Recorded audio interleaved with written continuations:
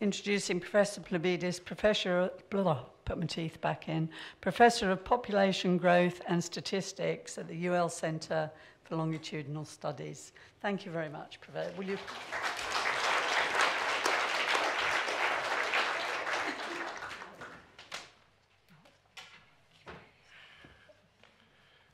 Let's see if this thing works first. Yeah, it does. So hi all, I'm George Plabidis.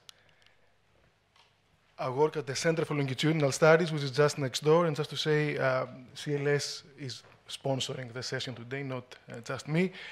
I know I'm standing between you and your lunch, so I hope to be very entertaining and hopefully and not take too long.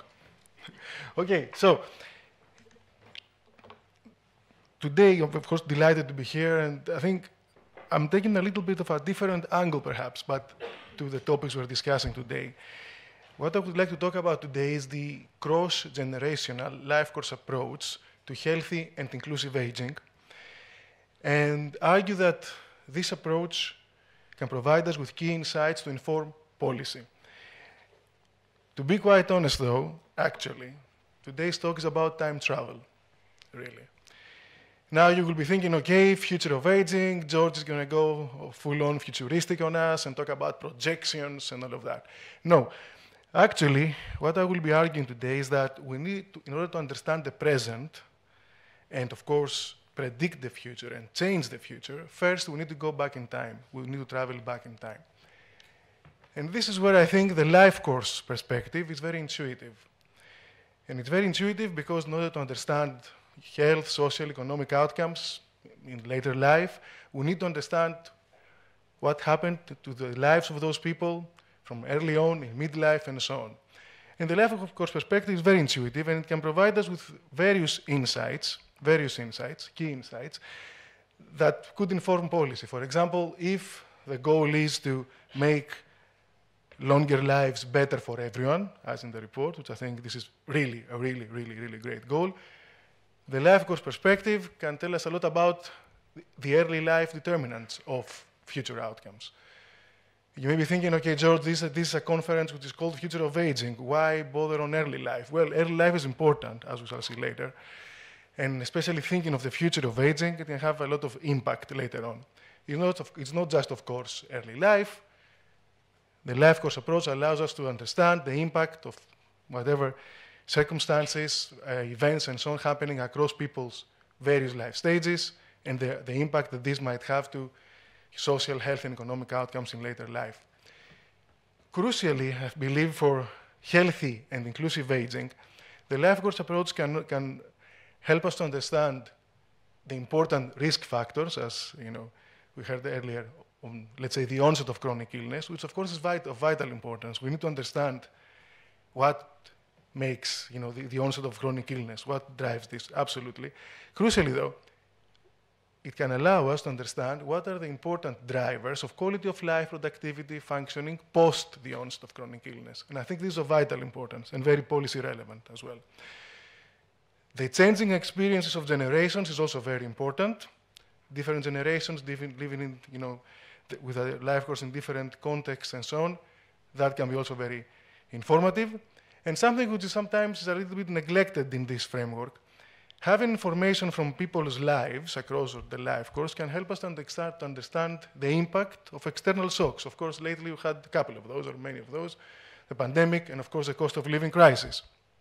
You may be thinking, right, here's another academic talking about theory only, right? Whatever, well done, George, great theory, who cares? Well, and you may be thinking, you know what, I think, great theory, the life course approach, cross-generational life course approach is very intuitive and so on. But where's the empirical evidence? We need data for that. Well, we are in luck. In the UK, we're in luck, actually. It's the only country on the planet where we have the series of nationally representative birth cohorts, starting from 1946, which is the earliest one, and of course the cohorts that started just now. And these are large, representative, population-based samples that follow people's lives from birth and across their life course. You will notice the three first of those, born 1946, 1958, and 1970, they're now in the respective in their 70s, 60s, and 50s. So we can understand more about aging in the UK now, and of course in the short and medium term, but of course we have these other cohorts, so we can actually start thinking about the future of aging, the 21st century and beyond. So we have a lot of data. One important aspect of this great data infrastructure we have is that all these generations, they have lived in different circumstances, different historical context, social change, demographic shifts, macro-social trends, and so on, different policies. And of course, this is very important because this is a unique design where we can understand the impact of all those shifts, social changes, policies, and so on, to people's lives, and vice versa. Okay, so we have a lot of data. It's great and it's unique and so on. What are some of the key insights? What do we know? Some examples. Of course, there is much more. First of all, early life matters. Early life matters. Early life can cast a long shadow 40, 50, and 60 years later in various outcomes, social, health, and economic outcomes. There is ample evidence from these studies, for example, that early life socioeconomic position, the socioeconomic background of the family, matters quite a lot. But I would like to draw your attention to something which is a bit less well known, the impact of early life mental health. Early life mental health in itself, of course, is very socially patterned. There is ample evidence from these studies that early life mental health influences educational attainment in the future, employment, health, as in this paper. But those early life determinants, including mental health, also matter for how long we live. Because remember, the goal is to make longer lives better for everyone, right? Emphasis on longer here. We shouldn't be taken for granted. This is some work we did. Each line represents probability of survival, really, up to age 60. And each line represents a group with mental health problems or no mental health problems from childhood, adolescence. What you see there is that those with mental health problems in childhood and adolescence have a much lower probability of survival. So let alone all the other outcomes, this is about something very fundamental, the length of life. So early life matters. Early life matters. Of course, well, we happen to have data across the life, and we know it's not only about early life. And I would like to, before I move on to some other areas which I think were very much related to the white paper that was released today, I would like to draw your attention a little bit to later life mental health, because I think, of course, mental health over the life course and later on, and later in later life, is quite important. It doesn't receive the attention it should sometimes, especially during the pandemic. Of course, there was a lot of attention to younger people's mental health, which, of course, absolutely great. I would like to highlight a little bit this work we did, and I'm sure you can see there it's a bit of a dramatic headline from The Guardian, perhaps. Second midlife crisis, and so on. Just to say, by the way, the tigers have nothing to do with the paper. Okay, I just kept them there to soften the blow a little bit. So, yeah. So what have we found? So each line here represents psychological distress levels of 3 generations. The blue is early baby boomers born in 1946. Green, baby boomers born in 1958, and yellow, Generation X born in 1970. As you can see. And then the red line denotes the pandemic. There is a huge spike that happened in psychological distress during the pandemic in those over 50 in this country. So the pandemic did have an impact on the mental health of these generations. And this goes unnoticed sometimes. Just to say, these are averages. Women were impacted more, and those from more disadvantaged socioeconomic backgrounds were impacted more. Moving on, though, to some other areas of life, and of course, there's so many things I could talk about. I asked Paul and David for 3 hours. They said no. Okay, so I would have to stick to those 20 minutes or less than that. I'll do my best. Yeah, that's not my last slide. Sorry. Yeah, that's not my last slide. That's not my last slide. So, work, employment, very important, of course, right? And ensuring that people stay at work later on has implications, of course, for the economy and so on. Many of you will be aware recently of the discussions and evidence and debates about the Great Resignation, the fact that people were quitting their jobs and so on, and perhaps that this was mostly clustered around midlife or later on. And now I think there are some important questions there. We have been doing some work on this, and because we have data across people's lives. there are some questions there. First of all, is the Great Resignation driven by the pandemic? Good question. But I think a more important question that I think is very much linked to the white paper today is what drives the Great Resignation? What are the factors that are driving the Great Resignation? Now, in these cohorts, of course, we are lucky because we do have data. We know people's working life histories across their life. Of course, this is a birth cohort born in 1958, and their working life histories up to age 55 in 2013. The red over there, it denotes those in full-time employment, and this is men. You can see a lot of full-time employment. That's the big message there about men, and also maybe some unemployment kicking in a bit later on. Of course, having all this information, we can start thinking about inequalities and different groups. So this is men, and this is women. Some stark differences there, of course. And part-time work there, a lot more prevalent,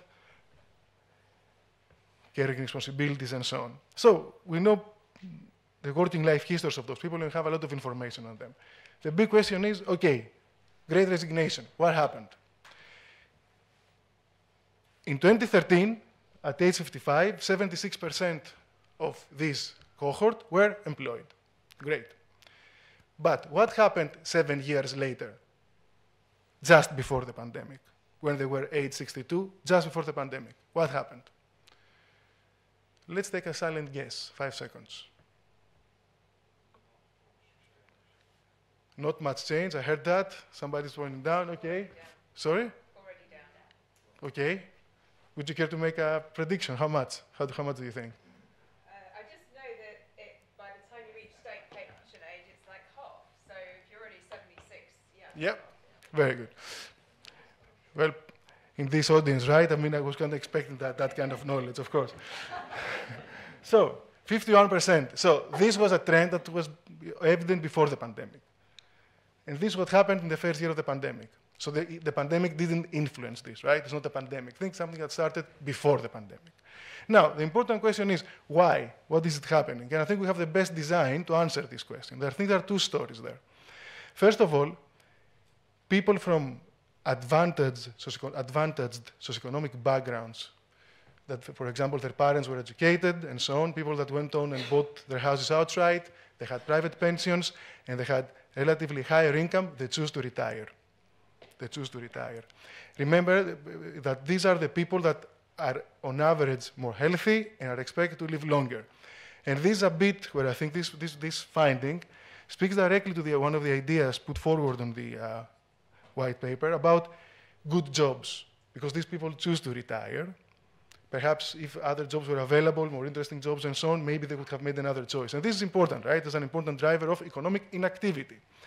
However, it's also about, well, you're expecting this, I guess, health. And this is mostly in men in this case, but of course long-term illness is driving this.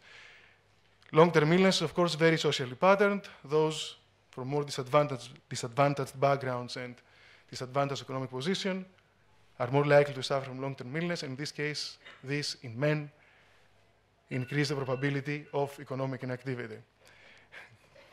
Not again, not my last slide again, just a bit more. So, but thinking of health. And this is a cohort representing baby boomers. What about the health of younger generations, of Generation X, millennials, Gen Z, and so on? What about their health? How does it compare? So, this infographic is trying to summarize a lot of work I've been doing in comparing the health of various generations at the same age across different life stages. A consistent finding is that more recently born cohorts have worse health. There is a generational health drift. Now, this, of course, has many implications for population aging. For the healthcare system, labor market, as we see, economic activity and so on, society in general. It might also have implications for longevity. We know that life expectancy in the UK before the pandemic had stagnated. The ONS projections speak about, they predict some bounce back and some increase, but if let's say, younger generations are expected to live longer, The generational health drift means that actually they will spend more time in poor health. Not good. So we need to reverse the generational health drift. We need to reverse this. I think it's an important trend. It doesn't get as much notice as it should, probably, but it should, and I think we should reverse it. Now, one thing we can do to reverse it, and I think, again, that speaks directly to some of the ideas, the great ideas that have been put forward in the white paper today, is about prevention. For example, the NHS health check is available to those 40 plus. Considering the generational health drift in terms of prevention, maybe it's a good idea to bring this forward a little bit, 35, 30, and so on. And that's prevention. I think it's a good idea. I think it's a great idea and speaks directly to one of the recommendations from the white paper. However, prevention is great, but one of the questions, and none of the questions previously was picked up, prevention also costs, right? And of course we need to invest. And also I would like to think that I would like to go beyond prevention and tackle the fundamental causes of health, really. One of those, a good place to start, is to start thinking about inequalities. In this case, socioeconomic position-related inequality. There is a lot of evidence that, as we speak, in the older population, there are stark health inequalities. Absolutely. Stark health inequalities in the older population as we speak, and we should act, and so there are some great ideas on the white paper on this. However, of course, those inequalities do not appear magically in later life. They are influenced from things that happen earlier on in the life course. And speaking about income and finances, this is income, net family income across a working life in one of those generations, born in 1958, from age 23 to age 50. And I think it's very plain to see there. There is inequality already, of course, at age 23, but this exacerbated by age 50. And this, again, speaks directly to some of the ideas put forward in the white paper by the ILC about income, about supplementing people's income at some stages of their life course. Now, I will finish my presentation by thinking a little bit about the future. Okay, here's the futuristic bit. Now, of course, we're thinking about the future of aging, right, in the 21st century and beyond. And I think it's a good idea to, and we know also, I just mentioned that younger generations have worse health and so on. But how are inequalities, what is the state of inequality in younger generations, let's say Gen Z? So very briefly, to present some work we did on the Deaton Review on early life inequalities. This is data from the Millennium cohort. It's a large sample of Gen Z participants born in the year 2000 and so on. What is the state of inequality there? I will start at age 3, and this is cognitive development at age 3, stratified by various family characteristics, income, education, and so on. I think you can already see there is some stark inequality, some story of diverging destinies, really. Socioeconomic advantage leads one way, socioeconomic disadvantage, another inequality leads another way. And of course, it doesn't stop at age 3. When we look at age 16, in various outcomes by income, various adverse outcomes like poor academic achievement, psychological distress, obesity, smoking, and so on, there is a stark socioeconomic gradient.